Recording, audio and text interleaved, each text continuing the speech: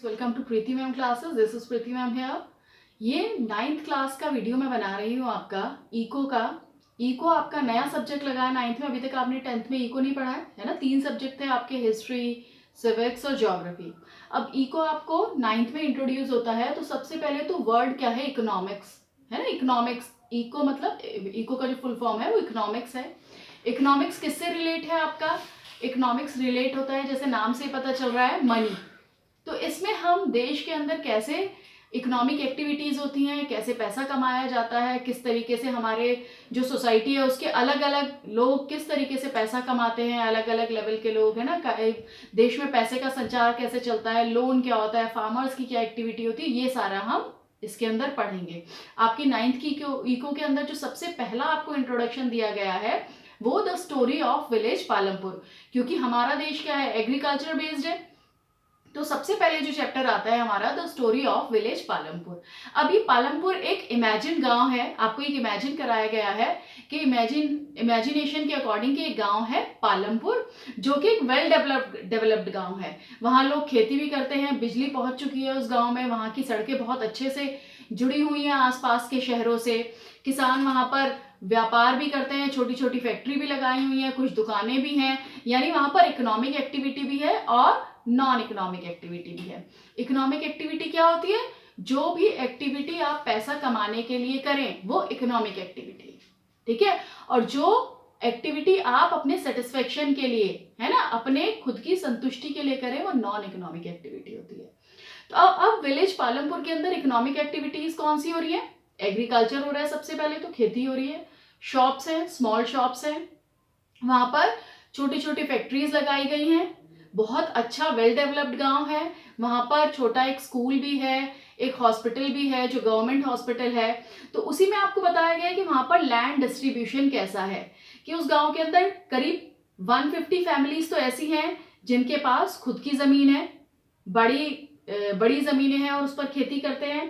240 families ऐसे हैं जिनके पास छोटे छोटे प्लॉट हैं, जो 2 हेक्टेयर से भी कम के प्लॉट हैं। और करीब 60 फैमिलीज ऐसी हैं जिनके पास बहुत ही ज्यादा छोटे साइज के प्लॉट हैं, या वो दूसरे के खेतों पर काम करते हैं, है ना, जिनको लेबर कहा जाता है। अब विलेज के अंदर जो इलेक्ट्रिसिटी है, तो उसकी वजह से क्या वहां पर फर्क पड़ता है गांव में। अब इलेक्ट्रिसिटी वहां पर पहुंच गई है, जिसकी वजह से क्या फर्क पड़ रहा है, फार्मर्स को इरिगेशन फैसिलिटीज इजी हो गई है। इरिगेशन क्या होता है? सिंचाई। सिंचाई होती है, खेतों में ट्यूबवेल लगा लेते हैं। अगर बिजली होगी तो ट्यूबवेल से पानी निकाल के वो अपने खेतों में पानी देगा, इरिगेशन करेगा। तो इरिगेशन फैसिलिटीज अच्छी है, किसान आराम से ट्यूबवेल लगा के पानी निकालते हैं, काम करते हैं। और जहां पर अगर इरिगेशन फैसिलिटीज नहीं होती, जहां पर इलेक्ट्रिसिटी नहीं होती, तो वो क्या कहते हैं, वो पर्शियन व्हील को यूज किया करते हैं। अगर आप लोग कभी गांव में गए होंगे तो आपने देखा होगा बहुत बड़ा सा व्हील होता है, उस पर बाल्टियां लगी होती हैं। गांव में भी नहीं तो मूवीज में जरूर देखा होगा, है ना, टीवी पर देखा होगा। बाल्टियां लगी होती हैं, वो बाल्टियां से गोल करके घूमती हैं, पानी लेके बाहर आती है, वो पानी बाहर डालता है, फिर घूमती है, तो उसको पर्शियन व्हील कहा जाता है। तो पर्शियन व्हील होता है उसकी जगह पर, और गांव में फिर उसको किसान को क्या करना पड़ता, अपने बैल के थ्रू उस पर्शियन व्हील को घुमा के पानी निकालना पड़ता। अब वहां पर जिसकी बिजली की वजह से क्या हो गया, वो लोग ज्यादा डेवलप्ड हो गए। अब लोग इलेक्ट्रिसिटी की वजह से ट्यूबवेल चलाते हैं, जमीन को अच्छे से सिंचाई कर पाते हैं। और कुछ लोग ऐसे हैं जो क्या करते हैं, जिन्होंने छोटे छोटे उद्योग लगा रखे हैं, कुछ भी बनाना, कोई बल्ब बनाना, कोई छोटे छोटे काम कर रहा है अपने घरों में। तो क्या हुआ, इलेक्ट्रिसिटी की वजह से क्या हुआ, डेवलपमेंट हुआ। अब वहां पर ट्रांसपोर्ट भी बहुत अच्छा है। पालमपुर के अंदर ट्रक चलते हैं, ट्रैक्टर चलते हैं, है ना, बुलक कार्ट है, और वहां पर बसेस चलती हैं, तो लोग आसानी से आ जा सकते हैं। अब देखिए, अगर किसी एरिया में इरिगेशन की फैसिलिटीज ज्यादा होती हैं तो उससे क्या फर्क पड़ता है। अगर हमारे एरिया में अगर किसी गांव में बिजली होगी तो वहां पर क्या होगा, बारिश के ऊपर डिपेंड नहीं रहना पड़ेगा किसान को, वो ट्यूबवेल चलाएगा और अपने खेतों में पानी दे देगा। और अगर इलेक्ट्रिसिटी नहीं होगी तो क्या होगा, अगर बारिश नहीं हुई तो फसल सूख जाएगी।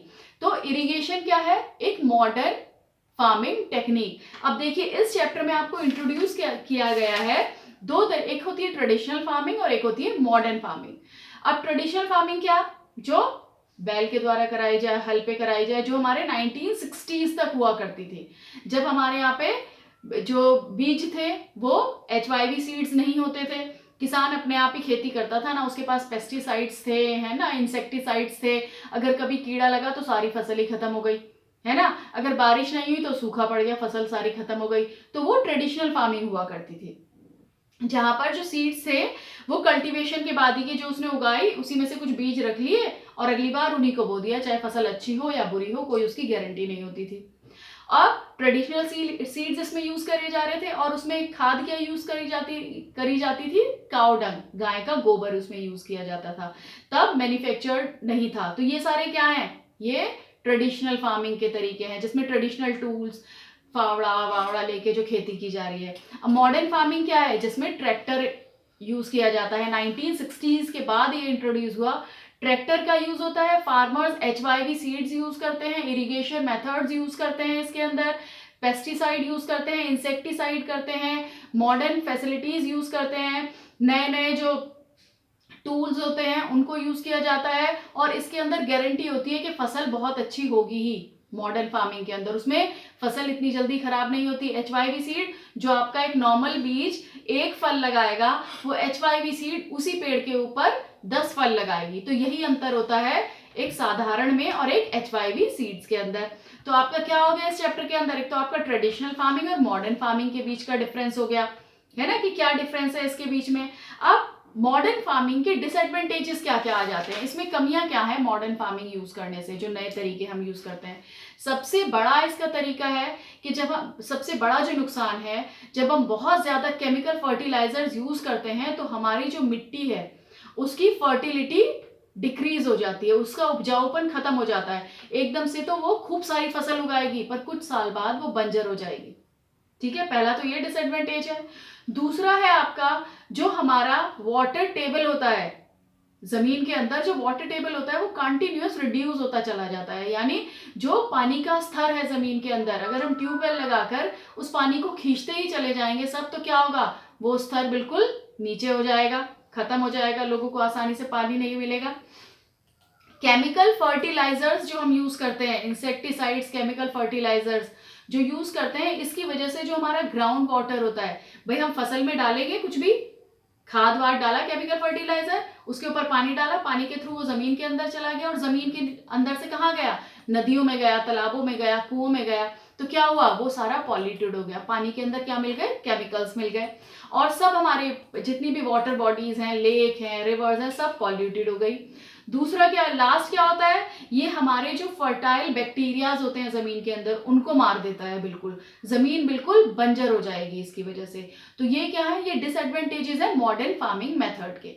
चैप्टर एक बार रीड करिएगा, और इसी चैप्टर को आधा मैंने आज एक्सप्लेन किया है, आधा मैं आपको नेक्स्ट वीडियो में एक्सप्लेन करूंगी। और चैनल को सब्सक्राइब जरूर कर दीजिएगा रेगुलर क्लासेस के लिए। Okay, thank you.